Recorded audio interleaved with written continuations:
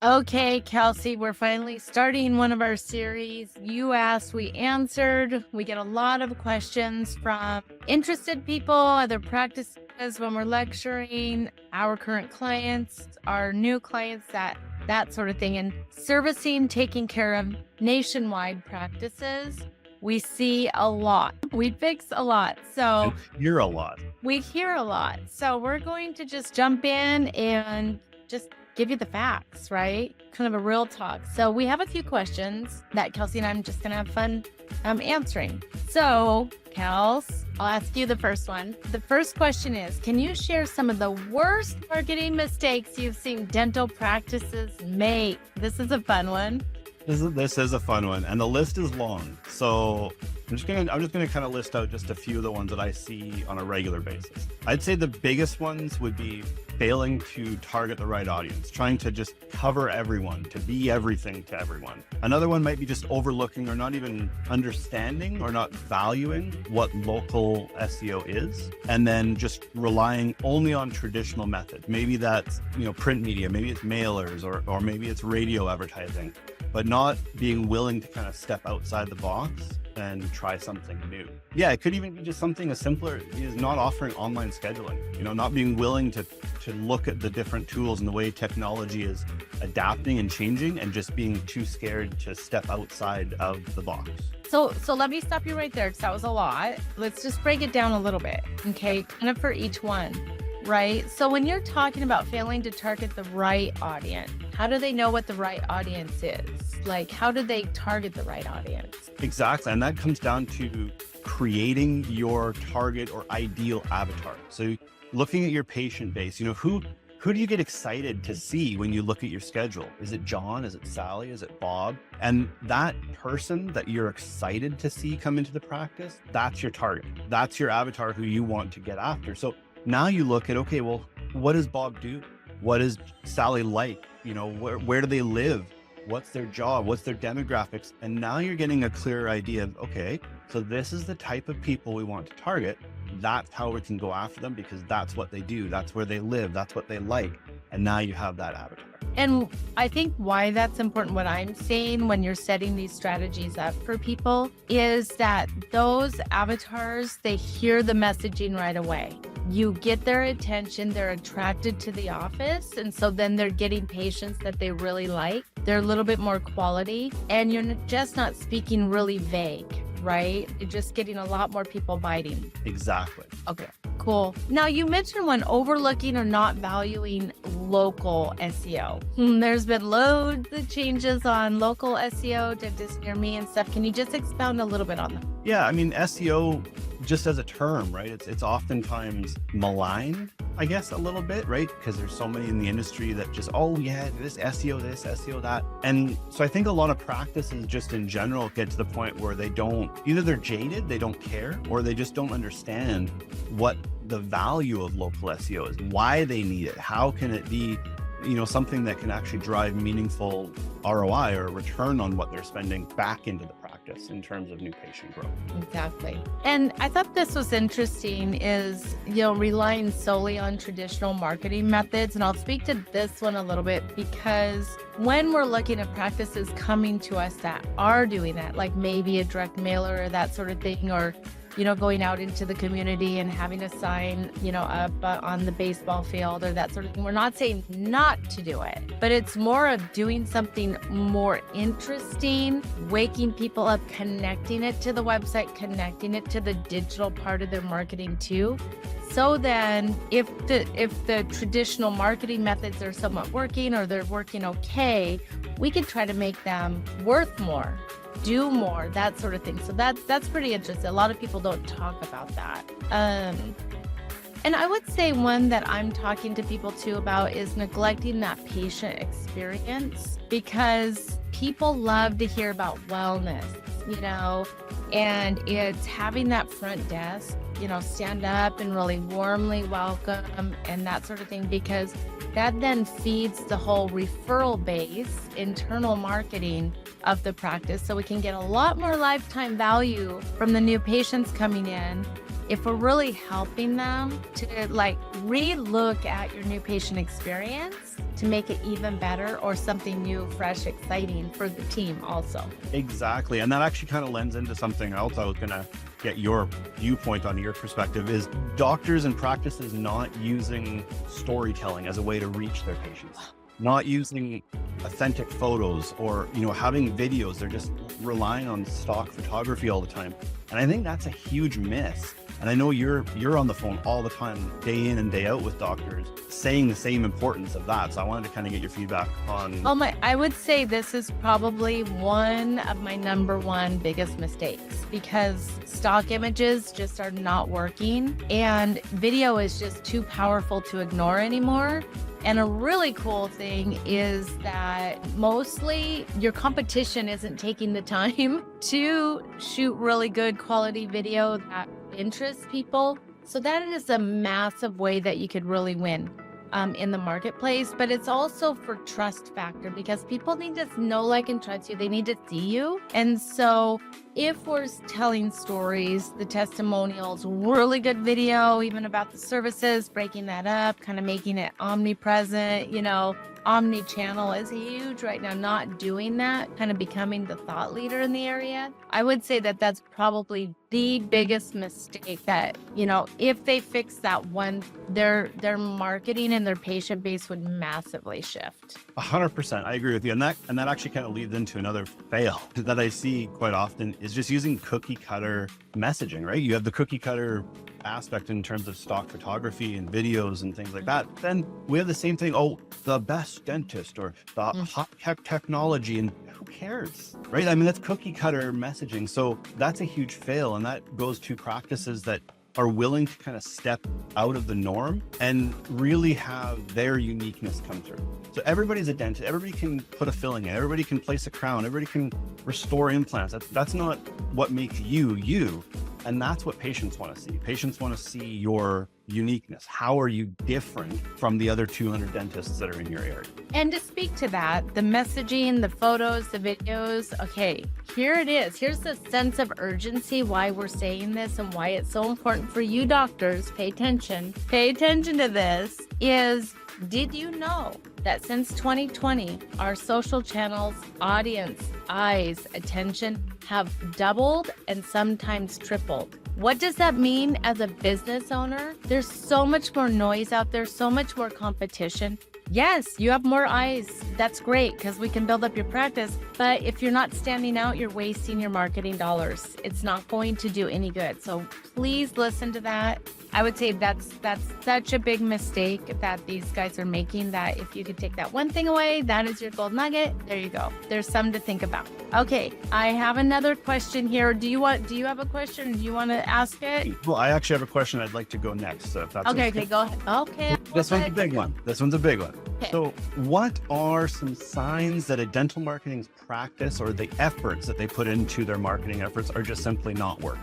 What do you see? I would say that they're losing their patients. Their patient churn is super high, and that it's more than even the new patients that they're getting. Right. I would say that is a huge alert for any practice. Something else that I see also that's with that is maybe they're not losing, right? So maybe they're looking at their numbers and they're saying, you know what, it's not that bad. We're maintaining growth, or we're staying kind of status quo. But that's actually a sign that your marketing practices aren't working, because if you're just stagnant, if you're just staying kind of right where you are losing. You're falling behind the competition because your community is growing. People are coming in, moving in. And if you're just staying the same, then it's not working. Yeah. And I would say a big complaint that I hear almost every day on the phone is that they're getting a lot of unqualified patients and loads of no-shows. And their current marketing is not nurturing them to get them in and using that cool content that we were talking about to get them in and into relationship. So it's that getting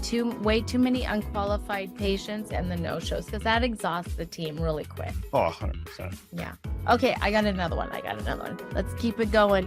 Okay, so what metrics should dentists focus on to measure the success of their marketing investments? You get asked that all the time. I do. I mean, you know what? You're speaking my love language here. Yeah. Because now you're getting into numbers and metrics, and I get to kind of geek out. So I think I'm just going to run through a list of ones that we see as valuable, and then we can kind of comment on the meaning of some of those. But one would be the customer acquisition cost, or we refer to it CAC.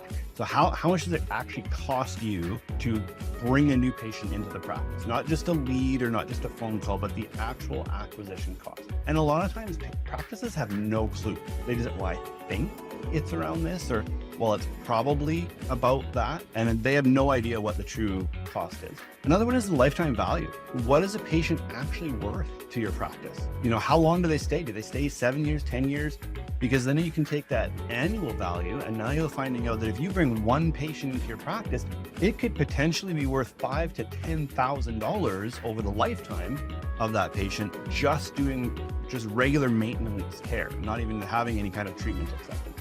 And then looking at both the projected ROAS and then confirmed ROAS. So if you're running ads, this is really something that your agency should be looking at day to day is, if I'm spending $2,000 or if I'm spending $3,000 on ads, how much am I going to get back from that? Like, what am I projected return and what is the actual confirmed return? Are they logging in? Are they going through the practice management software? And do they have hard numbers saying, look, you spent this, you've invested this much, you've given us this much of your hard-earned dollars, but we've made you this. And if they can't tell you that, well, again, that's a fail, right? That's on your marketing efforts. I'd say another one would probably be how long it takes you to get back to your leads. Ooh, lead to response. Yeah, I'd say that's probably one of the bigger ones. Was that speed to lead or something like that in the industry? So many times, Shannon. I mean, we're talking to practices day in and day out, both of us on calls. And I think a lot of times practices and doctors, they mean well. And I think they actually do believe it, right? When you're saying, how fast, oh, we get back right away. You know, we're really good at following up with leads. And then you drill in, you actually start listening to these calls, and you find out that sometimes over half of the leads are never followed up with. And the ones that are followed up with sometimes take 3, 4, 5 business days. And frankly, that's not enough because they're gone. If you get a lead that comes in and you don't respond to them within 5 minutes and multiple times, you've just lost it to your competitor. Absolutely, because they're on to the next, right? And even after we do the first day, it's also follow up, for a week to make sure that they get on. It's a lot of work to text, and you need someone on the team that's really in it to win it for the practice, because marketing, yes, it's expensive, right? To build out those good quality patients. So we don't want to lose any of the opportunities.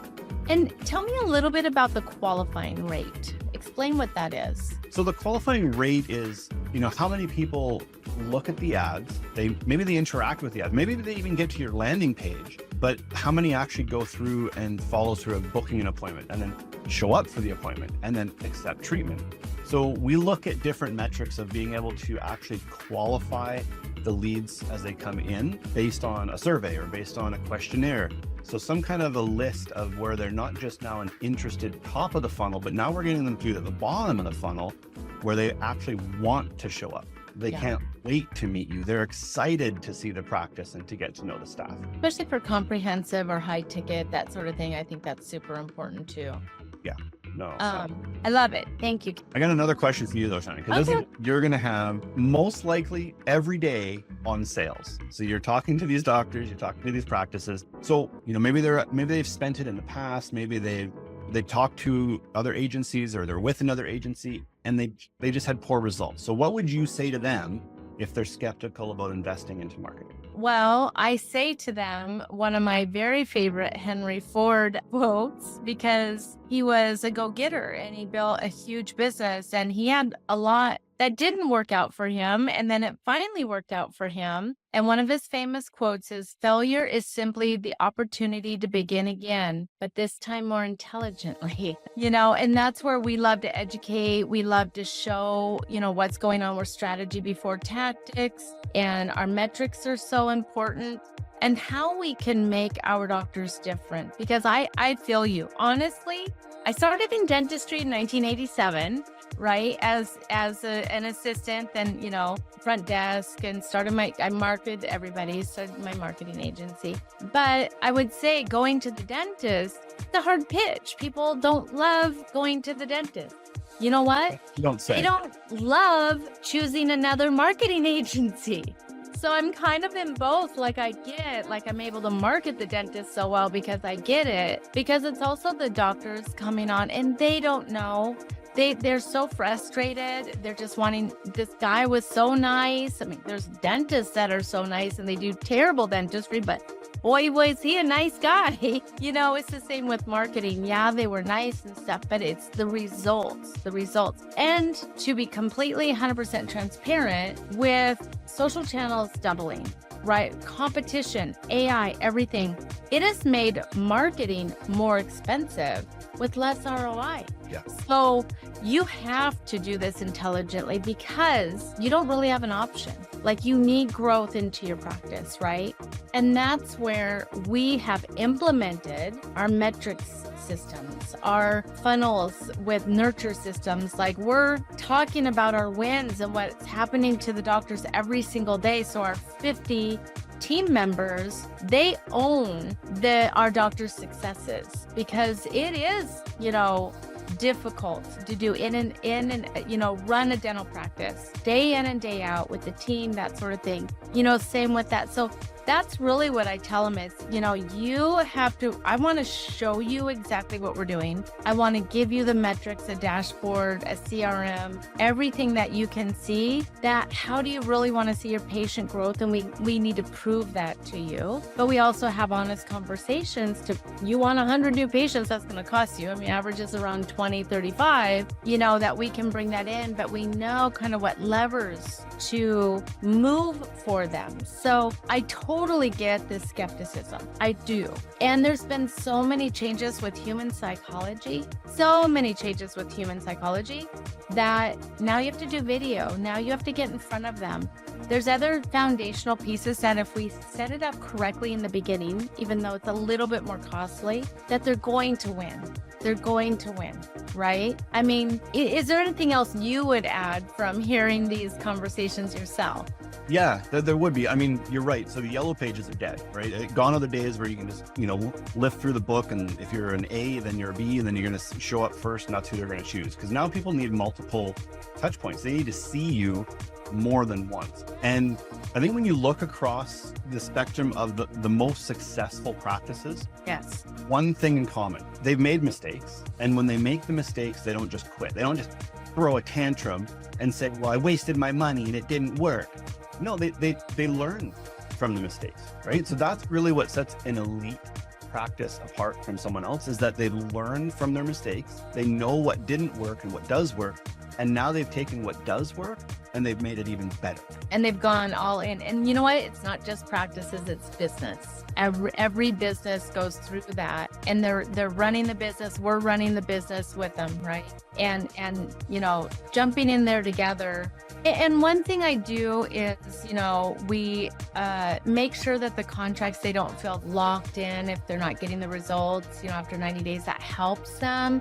And also just let's start with your number one priority that would shift the biggest problem that you have. Let us build our trust with you. I don't try to sell them a huge, big thing if that's not what they need or they're just not sure yet. It's I know we could do this for you. Give us 90 days. And I think that is the biggest shift for them to go and them being able to meet with our team, the people that are in the trenches with them, they onboard them, they're meeting the campaigns team. They have one quarterback that takes care of them. And so for them, seeing that onboarding, I think, is one of the biggest things that we've really honed in because of that trust factor that a lot of practices, I mean, I get it. I get where they're coming in from. They have been abused by some marketing agencies. So, we're here to prove, to turn them around, all of our other practices that we have. Definitely. And I think, one of the case studies, one of the biggest shining stars recently for us was Highland Dental Care. because they had that exact skepticism, right? Oh my gosh.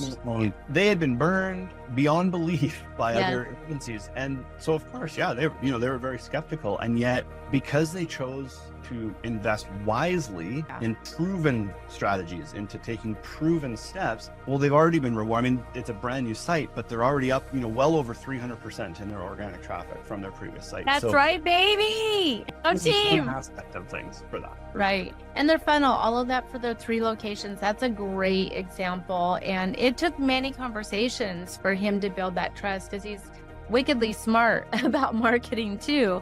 So, we love having those conversations also. Yeah, that's a great case study for us to look at. I mean, we can share, with anybody that might have been going through the same problems. Okay, well, one last question is, what affordable yet effective marketing strategy would provide a high return right away if someone came and asked you that question, Kels?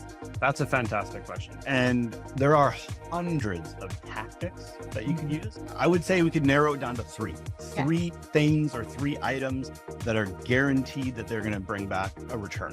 One of those would be a lead generation funnel. So not just paid ads, right? Not just advertising on Google, pay-per-click. Anybody can do that. But having a proven system to actually generate qualified leads is guaranteed that's going to bring back a return on your investment. Another one, we touched on it kind of a little bit earlier, right? Not understanding or not valuing local SEO. But in today's digital landscape, the way things are changing, local SEO, especially for kind of the brick and mortar, maybe they've got multi-location in one city or across, multiple small areas, 5 or 6 different offices, having their map listings, having that presence for Google Maps for dentists near me, just one term. On average, there's 500 searches a day for that term. If you're not being found for that term, then you're basically paying other practices to take your patient you could have, which just doesn't make sense. And then the third one is just looking at your website. So many practices we've talked to on the phone, their website's maybe 10, 12 years old, and they're like, yeah, but my daughter, they love it. My son did this. It's out of date. And that's the thing. It's a simple redesign. Just looking at the technology can bring back a massive return on investment. And with those videos and photos that we talked about, even it's just like home run there. I love that. Also, a little internal marketing. I would add that too, like adding a really cool, easy referral system for the team, like fun. We have some cool ideas about that, but I would add that in there. And looking at your patient list, your current patient list, how you can nurture them, like talk to them a little bit more, nurture them, more marketing psychology instead of, you ready for your cleaning yet? No, like I'm talking share a recipe, talk about oral systemic health, these sorts of things that we're helping our docs with all the time. I would say that would be a great strategy. Just be unique. That's right. We did it. All right. One more. I got one more question for you. Oh my gosh. I thought we were done. Okay. Let's do it. So if you could give just one piece of advice to a dentist that was struggling with their marketing, what would it be?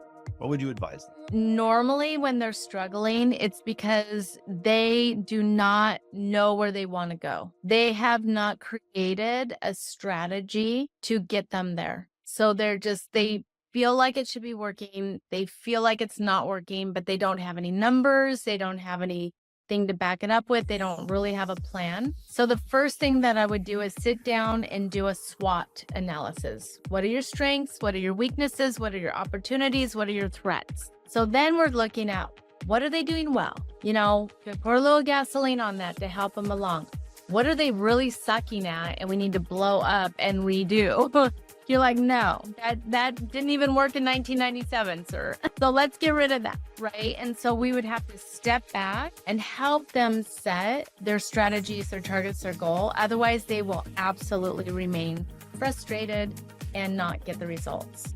100% agree. You need to have reliable measurements that are in place that without a doubt if your marketing is going to be working, right? So once you do that, then you can say, yeah, I'm going to be successful, or no, this actually didn't work and here's why. Yes. If you have those goals, then it gives you the levers to keep making the changes, because it's all about optimizing and split testing and it shifts, and and it has such a more intelligent, smart conversation that you can have with your marketing agency to what's working, what's not working, are you happy, and keep going up that route to what the strategy is. Like, yes, it's working, let's go, let's keep doing this, or let's redirect a little bit, let's try this. I said great advice. Awesome. Oh, thank you, Kelsey, so much for hopping on and answering these questions. I hope it helps all of the peeps out there.